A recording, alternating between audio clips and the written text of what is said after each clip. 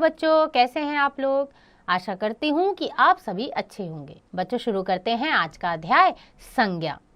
हिंदी व्याकरण में संज्ञा क्या है, आइए जानें। तो बच्चों, किसी विशेष वस्तु का ज्ञान कराने वाले शब्दों को संज्ञा कहते हैं। यानी कि कोई भी वस्तु अगर विशेष है और उसका हमें ज्ञान कराना है, उनके बारे में पता करना है, तो उन्हीं शब्दों को हम संज्ञा कहेंगे। व्याकरण में संज्ञा नाम को कहते हैं। प्रत्येक वस्तु का कोई ना कोई नाम अवश्य होता है, ये तो हम सभी जानते हैं। अतः किसी व्यक्ति, प्राणी, वस्तु, स्थान या भाव के नाम को संज्ञा कहते हैं। तो बच्चों, संज्ञा क्या है? किसी भी विशेष व्यक्ति, वस्तु, प्राणी, भाव के नाम को हम संज्ञा कहेंगे। हम कहीं भी जाते हैं, कहीं भी कुछ देखते हैं, तो किसी भी चीज़ का कोई ना कोई नाम तो ज़रूर ही होता है और वही नाम वाले शब्द संज्ञा कहलाएंगे।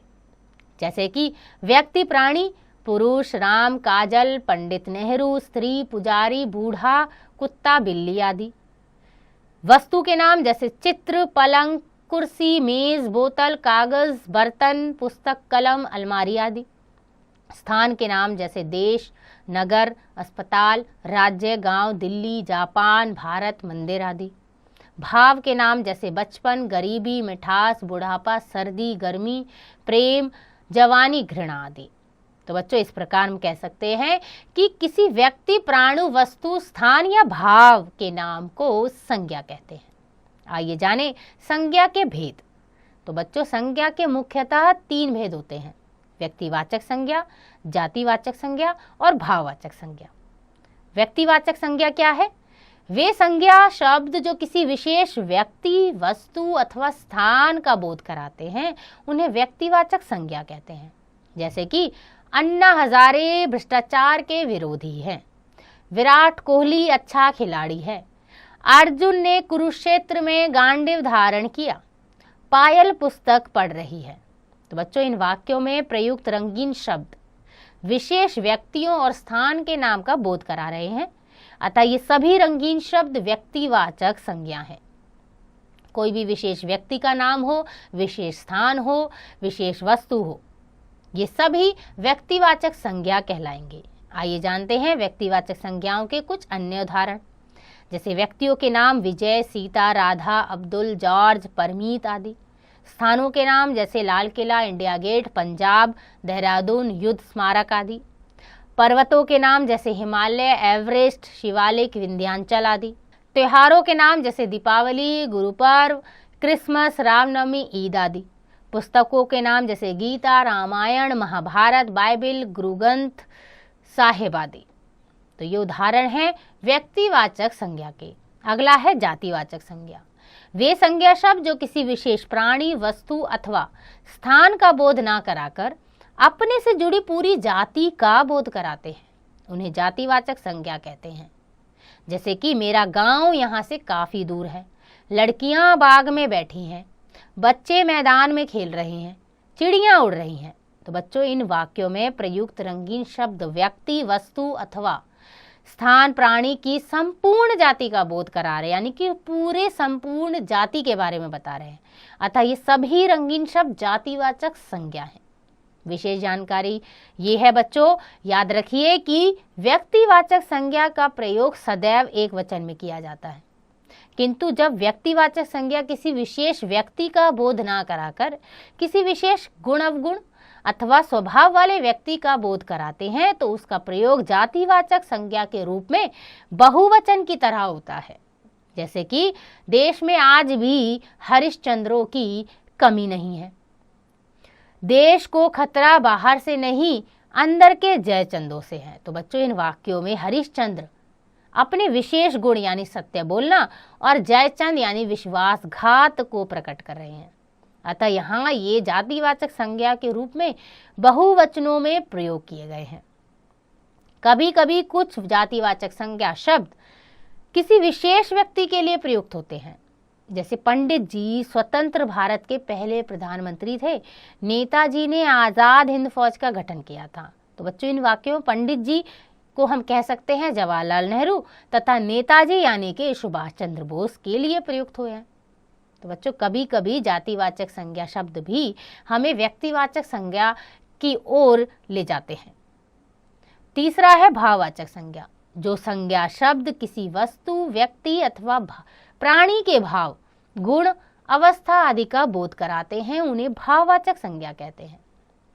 भाववाचक संज्ञा के उदाहरण हैं गुण, यानी कि सुंदरता, ईमानदारी, महानता, दया, स्वादिष्ट आदि। दोष यानी कि कायरता, घृणा, कड़वाहट, बुरा, बेईमानी, निराशा आदि। अवस्था यानी बचपन, जवानी, उदासी, आशा, प्रसन्नता आदि।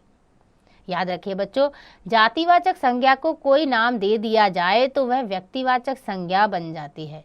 जैसे लड़का से रोहित, लड़का एक जातिवाचक संज्ञा है, अगर उसने हमें नाम दे दिया तो वो एक व्यक्तिवाचक संज्ञा है।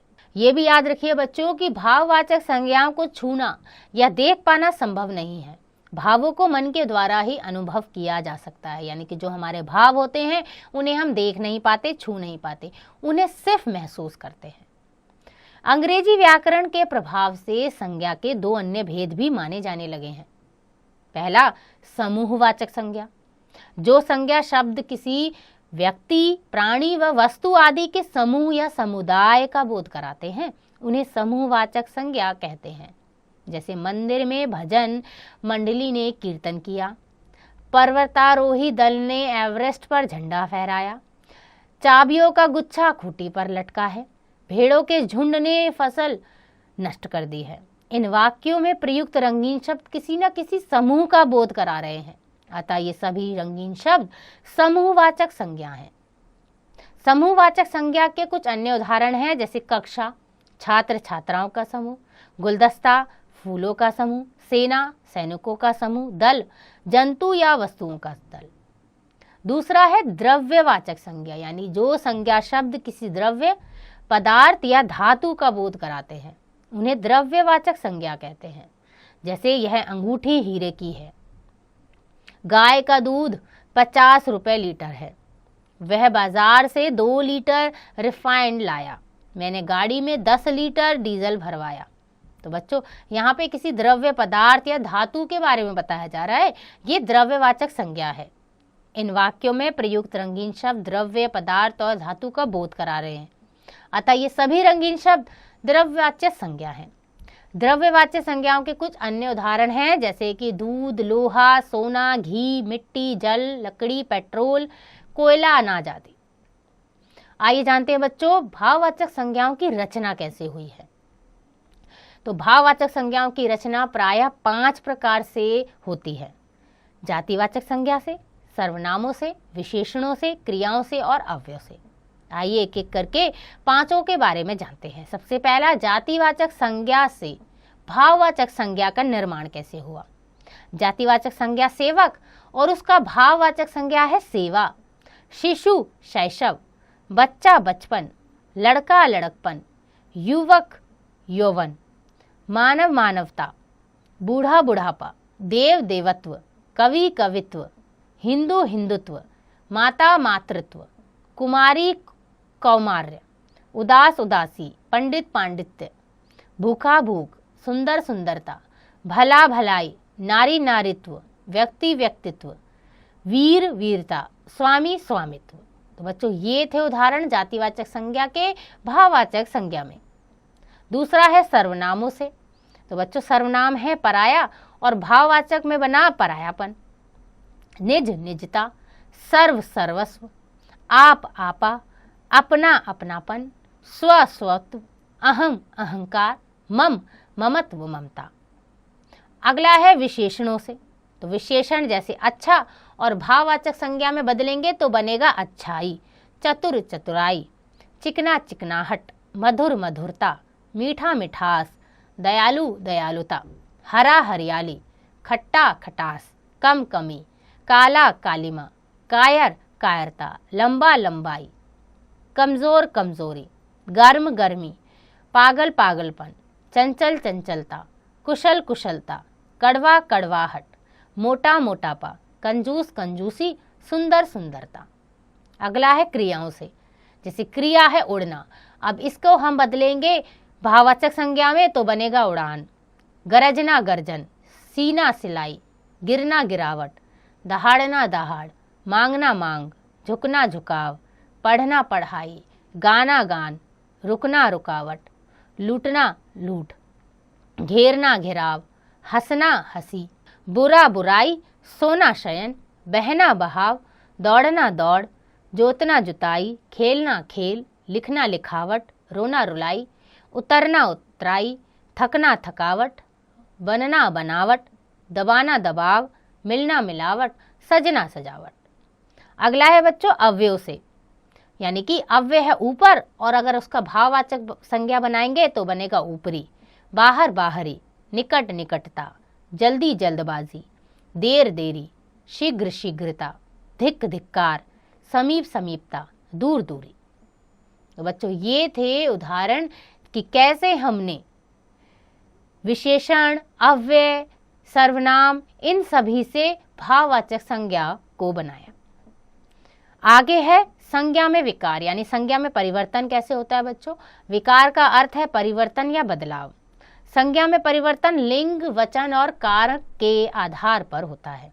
जैसे कि लिंग के अनुसार संज्ञा में विकार होगा बालक बालिका, लड़का लड़की, छात्र छात्रा। वचन के अनुसार संज्ञा में परिवर्तन होगा खिलौना खिलौने, लड़का लड़के, लड़की लड़कियां। और कारक के अनुसार संज्ञा में विकार होगा लड़के ने लड़कों को, लड़कों के लिए लड़कों से। तो बच्चों इन तीनों के विषय में आप अगले अध्यायों में विस्तार पूर्वक अध्ययन करेंगे। आइए दोहराएं, किसी व्यक्ति, प्राणी, वस्तु, स्थान या भाव के नाम को संज्ञा कहते हैं। संज्ञा के 3 भेद होते हैं, व्यक्तिवाचक संज्ञा, जातिवाचक संज्ञा तथा भाववाचक संज्ञा। संज्ञा के 2 अन्य भेद भी माने गए हैं, समूहवाचक संज्ञा और द्रव्यवाचक संज्ञा। भाववाचक संज्ञाएं जातिवाचक संज्ञा, सर्वनाम, विशेषण, क्रिया व अव्यय से बनाई जाती है। संज्ञा में विकार लिंग, वचन और कारक के कारण होता है। तो बच्चों आशा करती हूँ कि आपको यह अध्याय समझ आ गया होगा। इसका अभ्यास आप स्वयं कीजिएगा।